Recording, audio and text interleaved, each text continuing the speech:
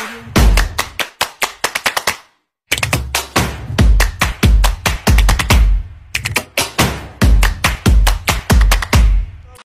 warahmatullahi wabarakatuh. Perkenalkan, kami dari kelompok 13. Kami akan menjelaskan tentang teori konstruk personal oleh George Kelly. Dengan saya sendiri, Aisyah Rini dengan NIM 2406244. Perkenalkan, nama saya Alia Lestari dengan NIM 240620034. Perkenalkan, nama saya Rifka Aulia Siregar dengan NIM 240620100. Saya akan menjelaskan mengenai biografi George Alexander Kelly. George Alexander Kelly lahir pada tanggal 28 April 1905 di Perth, Kansas, Amerika.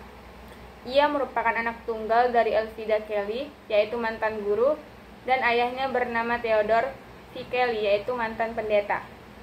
Ia memiliki minat yang beragam dan pengalaman di berbagai bidang.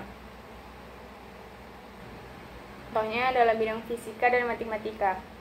Tetapi dia juga mempunyai minat menjadi anggota tim diskusi dari perguruan tinggi dan sangat memperhatikan masalah-masalah yang terjadi di dalamnya. Minatnya ini mengantarkannya ke Universitas Kansas, tempat dia meraih gelar master dengan mata kuliah pokok dalam psikologi dan sosiologi pendidikan. Dan dia juga mengikuti mata kuliah tambahan dalam bidang ilmu mengenai hukum antara buruh dan majikan.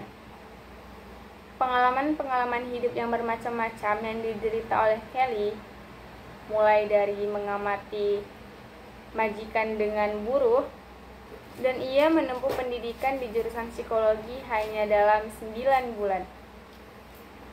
Pada tahun 1955, ia berhasil menerbitkan buku yang berjudul The Psychology of Person Construct, dan ia meninggal dunia pada tanggal 6 Maret 1967.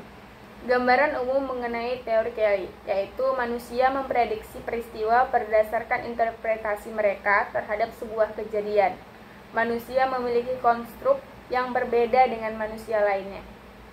Manusia tidak selalu menjadikan korban dari peristiwa, karena setiap peristiwa memiliki alternatif konstruktif. Cara menginterpretasikan dan menjelaskan suatu peristiwa. Beberapa orang bertahan terhadap pandangan mereka mengenai realita. Itu menurut penderita anorexia nervosa. Beberapa orang juga melihat dunia yang sangat berbeda dengan dunia orang lain. Itu menurut pengidap skizofrenia. Konstruk personal juga merupakan cara seseorang dalam melihat hal-hal yang serupa, namun juga berbeda dengan hal-hal yang lain. Intinya, konstruk personal akan membentuk perilaku seseorang. Oke, jadi secara garis besar, asumsi dasar ini menekankan bahwa manusia akan aktif membentuk perilakunya sendiri yang berdasarkan interpretasi dan prediksinya pada kejadian yang mungkin akan ia alami di kehidupan sekitarnya. Oke, yang pertama itu ada alternatif konstruktif. Jadi Kelly mulai berasumsi bahwa alam semesta benar-benar ada dan berfungsi sebagai suatu unit integral yang bagian-bagiannya berinteraksi satu sama lain dengan tepat. Lagi pula, alam semesta akan berubah seiring berjalannya waktu mengikuti perkembangan hidup manusia. Lalu yang kedua, ada manusia sebagai ilmuwan. Seperti yang semua orang ketahui, persepsi realitas diwarnai tiap konstruk pribadinya. Berdasarkan cara yang sama, manusia mencari warna, melakukan pengamatan, merumuskan teori, membuat hipotesis, dan menguji hipotesis dengan cara melakukan eksperimen yang masuk akal, lalu menarik kesimpulan atau hasil dari eksperimen tersebut. Yang ketiga, ada ilmuwan sebagai manusia. Jika orang biasa dapat dilihat sebagai ilmuwan, maka ilmuwan juga dilihat sebagai manusia biasa. Kelly menyajikan teorinya ini dengan sejumlah kebenaran yang kurang tepat, dan ia juga mengakui konstruksinya tidak akurat. Jadi yang keempat ada fokus pada menginterpretasi. Jadi Kelly mengemukakan bahwa memberi penekanan pada pola individu yang menginterpretasi atau memahami dunia. Akan tetapi dalam proses untuk mencapai pemahaman ini diperlukan ketelitian dan kehati-hatian yang tidak boleh menghancurkan cara orang lain untuk menginterpretasikan kenyataan dengan kenyataan sesungguhnya atau yang harus dilihat.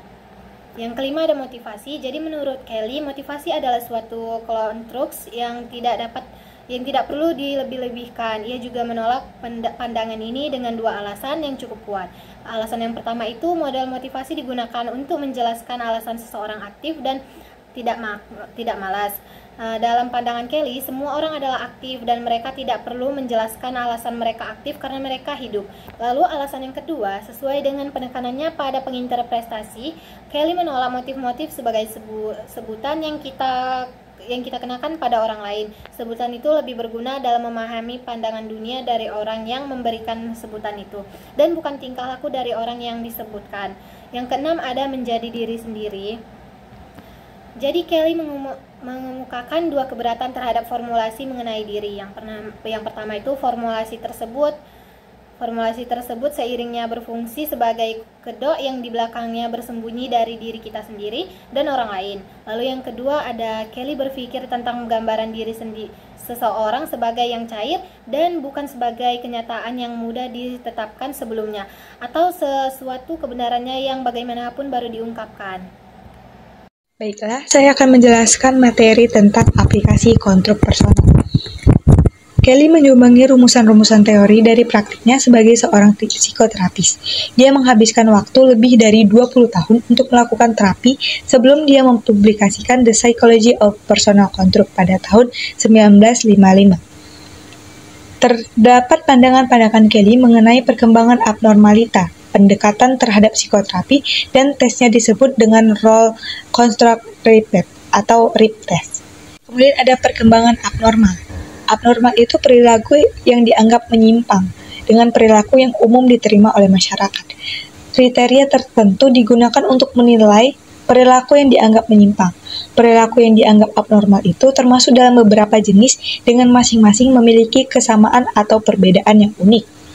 Namun, menurut Kelly, orang yang psikologisnya sehat pasti akan melakukan validitas atau konstruk personal terhadap hal dan pengalaman yang telah mereka lalui.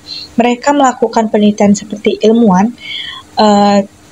Maksudnya di sini, ketika orang yang psikologisnya sehat, dia akan menguji hipotesis secara masuk akal. Setelah itu, mereka akan menerima hasilnya tersebut tanpa adanya penolakan atau distorsi. Orang yang sehat mampu melakukan penyesuaian dengan data yang tersedia. Nah, orang yang tidak sehat secara psikologisnya, mereka akan melakukan hal-hal yang berkebalikan dengan orang-orang yang psikologisnya sehat seperti tadi. Ada 4 elemen dalam gangguan manusia. Namun, Kelly tidak menggunakan label-label tradisional dalam mendeskripsikan psikopatologinya. Ada 4 elemen umum tersebut, diantaranya yang pertama, ancaman. Kelly mendefinisikan ancaman sebagai kesadaran atas perubahan komprehensif yang akan terjadi dalam struktur inti seseorang. Manusia mengalami perasaan terancam itu ketika mereka merasa bahwa dirinya berada dalam resiko atau bahaya, baik itu cara nyata ataupun hanya bersifat persepsi mereka saja. Kondisi ini dapat muncul sebagai respon terhadap berbagai situasi yang menciptakan tekanan baik dari luar, contohnya lingkungan sosial maupun dari diri mereka sendiri. Kedua itu ada ketakutan. Kelly mengatakan bahwa definisi ketakutan hampir sama dengan definisi ancaman sebelumnya, tetapi definisi ancaman ini lebih umum dan sekunder. Kelly menunjukkan perbedaan ini dengan contoh. Ketika seseorang sedang mengendarai mobil dengan perasaan marah, emosi, atau bahkan kesenangannya mereka itu berlebihan, sehingga ia tidak sadar bahwa ia sedang mengendarai mobil secara ugal-ugalan. Nah, yang dapat mengancam itu ketika pengemudi itu sadar bahwa ia sedang mengalami mobil secara ugal-ugalan. Nah, ketakutannya itu ketika ia mengakibatkan tabrakan dengan orang lain ataupun sebelum mengakibatkan tabrakan kepada orang lain. Yang ketiga itu ada kecemasan. Mahasiswa perantau menghadapi tantangan adanya adaptasi budaya dan lingkungan baru. Contohnya, anak-anak rantau yang sedang merantau ke Aceh. Mereka mendapatkan kecemasan sosial sehingga dapat menghambat penyesuaian diri dan menurunkan kepercayaan diri mereka. Karena mereka itu belum tahu tradisi atau kebiasaan-kebiasaan yang ada di Aceh ini. Ada rasa bersalah. Menurut Kelly, rasa bersalah adalah perasaan karena kehilangan struktur peran inti. Ini menunjukkan bahwa ketika seseorang bertindak dengan cara yang tidak sesuai dengan identitas mereka merasa bersalah. Ketika seseorang menyadari bahwa mereka melakukan peran yang salah terhadap orang lain, mereka akan merasakan bersalah. Psikoterapi. Seperti yang telah kita tahu, psikoterapi adalah jenis terapi atau pengobatan yang menggunakan teknik psikologik yang digunakan oleh seorang profesional yang bekerja sama dengan seorang pasien dengan tujuan menghilangkan, mengubah, menghentikan gejala dan penderitaan yang disebabkan oleh penyakit mereka. Pendekatan psikoterapi dapat berbeda-beda dan biasanya disesuaikan dengan teori terapis dan kebutuhan unik pasien mereka sendiri. Dan ada RIP-tes. RIP-tes itu dapat digunakan untuk mengevaluasi seberapa efektif teknik tersebut dalam meningkatkan sikap toleransi siswa dengan fokus pada respon emosi dan perilaku yang ditunjukkan setelah interferensi. Hal ini dapat membantu menggali cara individu berpikir tentang interpretasi sosial dan bagaimana mereka membangun kepribadian mereka berdasarkan pengalaman interpersonal.